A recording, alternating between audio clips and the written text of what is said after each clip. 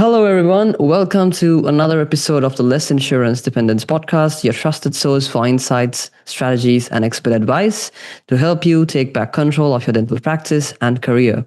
I'm Leslie Alvis, your co host, and I'm thrilled to bring you another value packed episode with a very special guest, Ken Kaufman.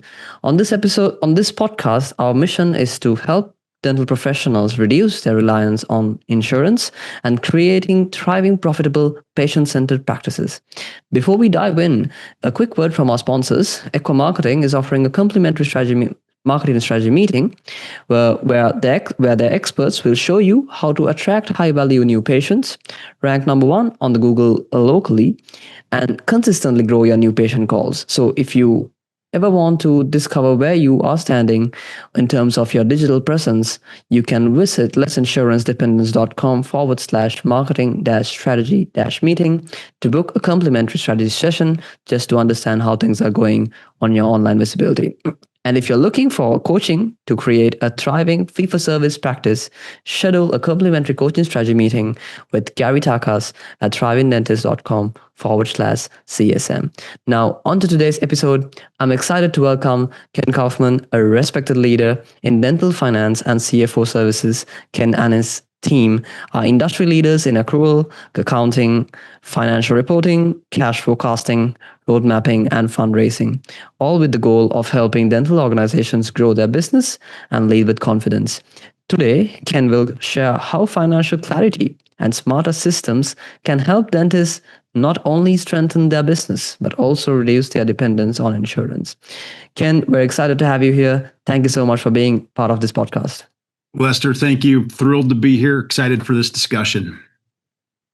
So let's start with this idea in mind. How does financial clarity empower practices to reduce their dependence on insurance? Sure. The most interesting part of that question is that a dentist wants to go through this process. And it should feel initially kind of scary, and it should feel like we're afraid about what's going to happen financially to my practice. And so the thing that you always want to do, and this is if you're trying to reduce your dependence on insurance, this is also if you want to try to go and build a new de novo or acquire a practice, the same principles all apply here. And that is that you want to put a model together or like a financial forecast together that says, okay, if I'm going to stop receiving revenue from this insurance company, how much is that? And how long will it take me to replace that with other types of patients and other types of things? And you put this nice little thing together that is ultimately probably going to be in a spreadsheet type of a format. And it's going to tell you, okay, we can only reduce our insurance dependence this much over the next however many months, and we can plan all that out really nicely and make sure that you don't run out of cash in the process, because right, cash is king here, and that drives, and liquidity is what helps our businesses be sustainable over time. And so it gives you this opportunity to just plan really, really carefully, and you don't have to be worried about, am I going to run out of money? We'll have the model will tell you the timing and how you need to go through the process while still maintaining enough liquidity to be able to cover payroll and your expenses and those sorts of things. Does that make sense? Exactly. It makes a lot of sense. I think financial clarity is really the foundation. But one of the biggest fears dentists have is cash flow. Now let's talk about that. How can better forecasting and financial road mapping help practices confidently transition away from PPOs? Yeah. So this is interesting. And at the end of the day, you're going to make more money if you go down this path. But that may mean there are some short-term sacrifices or some, short-term pain for long-term gain. That might be a better or a cooler way to say it. But moving away from that dependence, it creates it just creates so many opportunities, because you're no longer beholden to one payer who, by the way, has been really, really bad over the last 5 years at increasing at all. Some might even be trying to decrease in some circumstances, right? And so, again, forecasting, thinking about the future, all of that planning can be done right inside these, this modeling concept or this forecasting concept that's just going to empower you to ultimately tell those insurance payers that, you're done and you're ready to move on. Exactly. Great insights. So now you also work with DSOs and larger groups. Let's talk about what independent dentists can learn from their approach. What lessons can solo and small group practices learn from DSOs when it comes to managing finances and growing outside of insurance constraints? Yeah. So to start with, because I get this question a lot about, this DSO over here, they're just so perfect and amazing and everything's going great. I would like to just break this down very clearly. Every DSO, when you lift up the hood, is a disaster. Dentistry is extremely hard. Trying to grow dentistry is even harder, and it is messy. And the reason why is it's so hard is because everything is so people dependent. And people are messy. People have problems. People have challenges. People don't like their job. People love their job. You have all of these different emotions and all these things happening all the time. I just want you to know that if you feel like your small group or your small DSO or your large DSO, if you feel like, man, we're just struggling, everybody is in the same boat. I just want to level the playing field, first of all. If you're feeling that level of stress, I don't know what to tell you other than welcome to dentistry and welcome to the hard work of trying to grow dentistry by locations or by number of chairs or like whatever your movement is there. Now, how does that relate back to insurance dependence? Well, again, at the end of the day, you went to dental school because you wanted to help patients, and there's a monetary reward. And the challenge is that the insurance companies are taking too much of that reward away.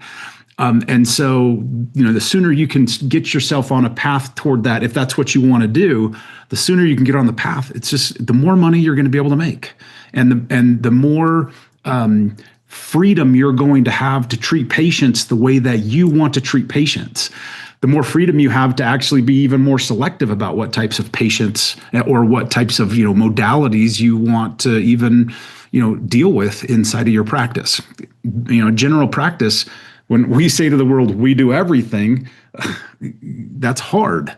And so the ability to get really good at some things inside of one practice can be very, very beneficial. And again, all of that, as you break away from the shackles of the insurance dependence, it's just going to give you more and more optionality to build the practice that you want, not that your friend wants, not that your professor at dental school wants. Like it's what you want and what you're excited about and how you want to actually make your impact on the world.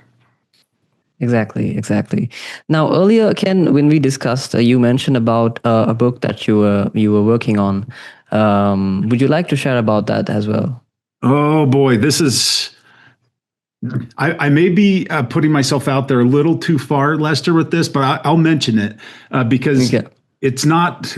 We're nowhere close to it being done. I mean, this is a next year thing, but my daughter and I wrote a book a couple of years ago called Financial Secrets to Grow Dental Organizations. And from my perspective, that was my gift to the industry because I was just getting so many phone calls and people asking, how does the finance part of this work? And how do all these things work? Having been the CFO of two very large DSOs.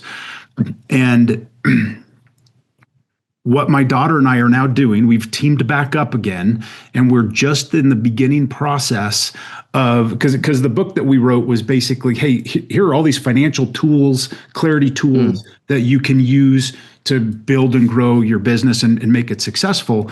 Now what we're going to do is we're going to write a whole storyline around what happens when you want to try to monetize your business, when you want to try to sell it, or you want to try to bring new partners on and those sorts of things. So we're kind of going to that next step. And right now we're in character development mode My daughter is a novelist, and so that's why she even bothered to team up with me. Otherwise, she'd be like, "Dad, why would I want to help you write a book about dentistry? I could care less about that." But she creates characters, and then we're building a storyline so we can follow the journey of. And she told me yesterday that ultimately she loves the name Alexis, and so the dentist entrepreneur we're going to be following through this journey is Alexis, and we're going to, through her eyes, see what it's like to sit down with a private equity group and decide if we should partner or not with them. How do you find the right investment banker, and what are the attributes that you care about the most there? So that's a little bit about the book. Hopefully I didn't shoot myself in the foot, because if it never materializes, that would be very sad, but we're very committed to getting it done. It's just that type of a project is, that's a 6 to a 12-month project. Yes, of course. I think the listeners of this podcast are very lucky to hear about this, the first glimpse of this book. So I think it's going to be very, very interesting to see this live when it comes all back into action. Now, I just want to come back when it comes to financial clarity. So, what kind of numbers are we looking at when it comes to financial clarity or financial independence for practice? Yeah, so I want to be clear about financial clarity and why it's so critical. It's just so important. And I think I actually shared this with you before, Lester, but the way that I portray this is, there was a time when I was driving on the freeway doing about 70 miles an hour, and there was just this huge rainstorm that came out of nowhere. And before I knew it, like the rain was coming down so hard, you couldn't even, the windshield wipers couldn't go fast enough, we lost all visibility ahead of me. And that was an extremely scary moment. I thought that I might die, because I didn't know, should I try to turn one way or the other, or just kind of hold on for dear life and hope everybody else is doing the same thing and they're not going to crash into me. And I think of that experience, and that actually is the whole reason why I came up with the term of financial clarity, because sometimes when we're running our businesses, especially if we're in scaling mode, trying to add locations and add modalities and all of those sorts of things, when we do not have clarity, anxiety goes up dramatically. And it's true more with finances than almost anything else. I think the principle is generally true, but with finances, maybe it's even augmented, because most people have kind of a weird relationship with money and wanting to feel security around their money, but also wanting to feel like, well, I'm still growing it, and it's going to be, a nice nest egg maybe down the road, and different things like that. And so, and people have emotions also that they don't know that much about finance or accounting or those sorts of things. And so when we talk about financial clarity, the reason why I emphasize it is because when you have financial clarity, you now have the confidence to move forward with whatever it is you're deciding that you want to do next, in terms of your growth, in terms of your just how you're doing everything inside of your business. When you don't have that clarity, all of us do the same thing. We're going to double clutch. We're going to pull back. We're going to probably say no to certain opportunities that we should have said yes to and could have generated more money for us, but we are going to hold back because we don't have the clarity. And so, to the degree I can influence at any level, anybody inside the dental industry, the more you can do to get financial clarity, the more confidence you will have as a leader, and the more money you're going to get when you need to go and raise debt financing or anything like that. It's this huge waterfall that of benefit and value that comes as soon as you invest to get to financial clarity. Yeah, and I think it also basically comes the peace of mind, right? Oh yeah. Basically, yep. That basically is. Yeah, and again, if you're in this mode of, I'm going to drastically change the landscape of my business by telling insurance to take a hike, and by now being responsible to recruit and find all of my patients because I realized the insurance company was doing that for me before. Yeah. It's just as critical to your business that you have the financial clarity so that you can maneuver through that process. Exactly. Now, my final question for you, Ken, is so what first steps can dentists take to build financial systems that support independence and long-term success? Yeah. So again, this is a great question. So the very first thing you've got to do when you think about building out and gaining financial clarity is you've got to get your financial information organized in an appropriate way.